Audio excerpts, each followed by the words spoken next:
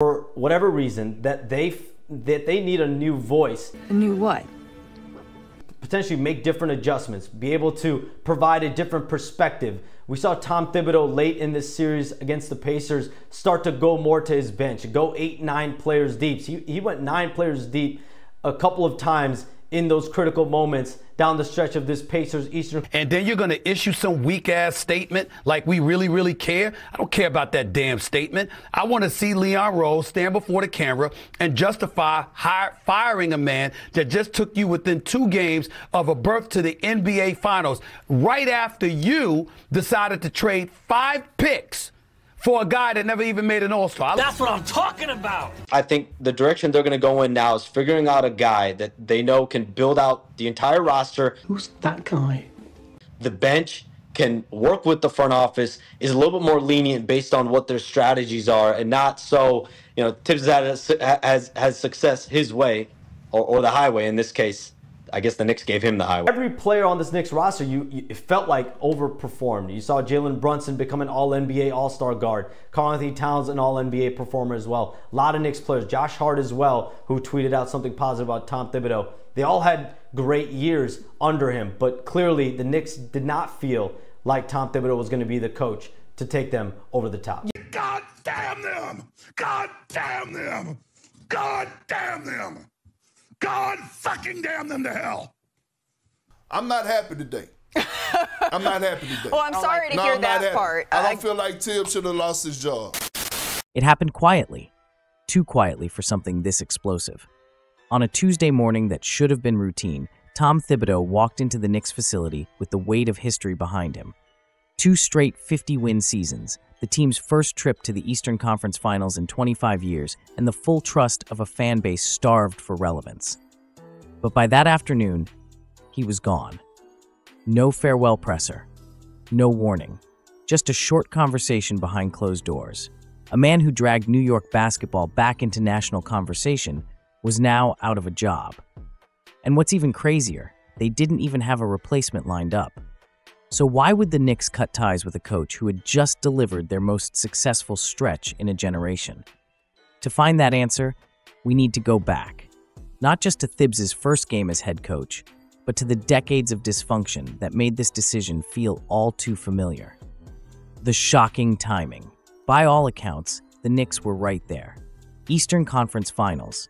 Beating the Celtics. Brunson turning into a superstar. Role players thriving. It looked like a team on the verge of something special, and yet the plug was pulled. This wasn't just a coach being fired. This was a message, a statement that what just happened, reaching the Final Four of the NBA, wasn't good enough. Most teams would have run it back. They would have celebrated the progress. But the Knicks, they saw a ceiling. They didn't want to be close. They wanted it all. The front office made it clear. They're not just building a playoff team anymore. They're building a title contender. And in their eyes, Thibodeau wasn't that guy. But here's the thing. Thibodeau had already exceeded every expectation people had for him when he took this job. And to understand how unlikely that run was, you need to look at what the Knicks were before he got there. What Thibs actually did for New York. When Thibs took over in 2020, the Knicks were a punchline, a franchise allergic to consistency. 9 coaches in 15 years, no playoff series wins in over a decade. They weren't just losing games, they were irrelevant.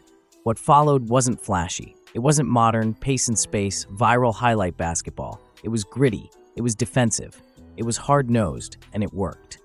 In year 1, the Knicks went from 21 wins to 41. Julius Randle had the best season of his career. The Garden was loud again. And just like that, they were back in the playoffs. By year 3, the team was stacked with overachievers. Josh Hart became a fan favorite. Jalen Brunson transformed into a top 10 point guard. They were outperforming their expectations across the board. And every time someone doubted them, they proved them wrong. So firing a coach after that run wasn't just bold, it was borderline ungrateful. But the front office saw something fans didn't. They saw cracks forming, ones that couldn't be ignored. And those cracks? They started with the thing that made Thibodeau famous in the first place. The system that turned on him. Thibodeau's biggest strength has always been control.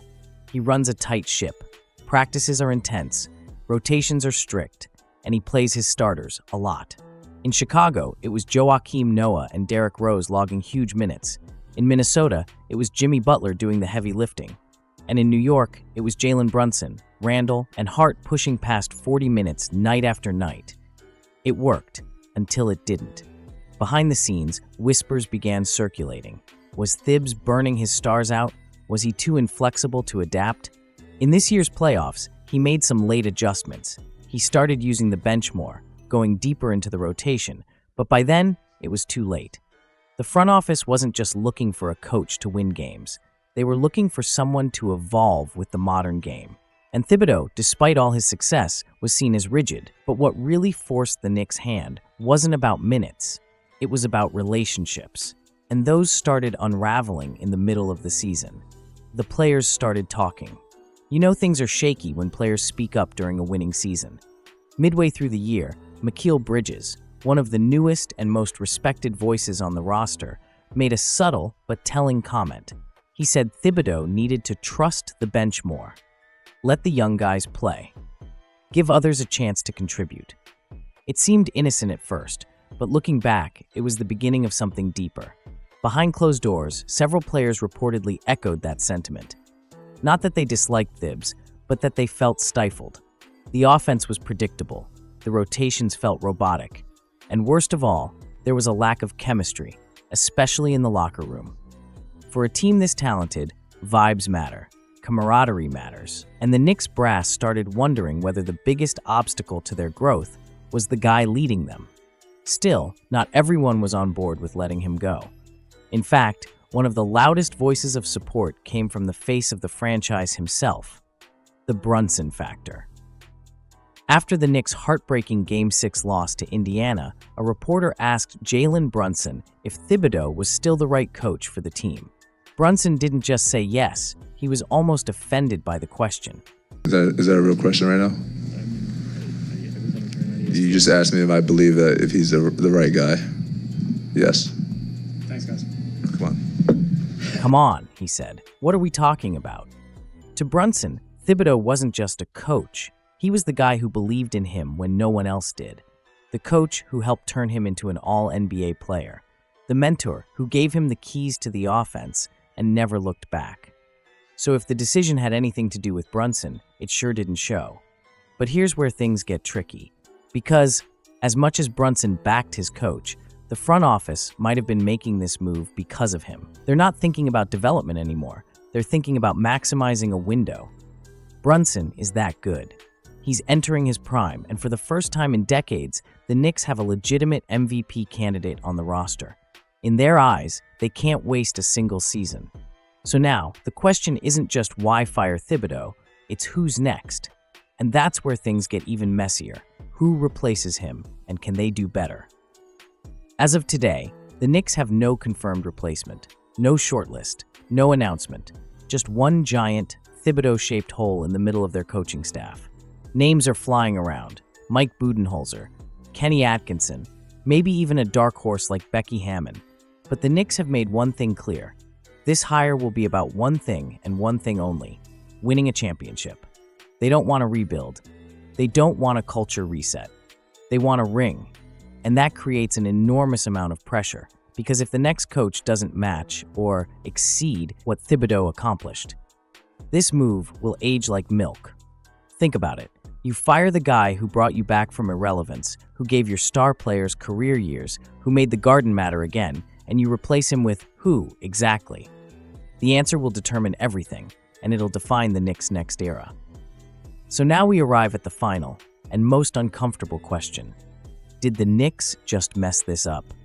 There's a saying in sports: be careful what you wish for. The Knicks wished for a new voice, a different philosophy, a coach who could take them from really good to elite.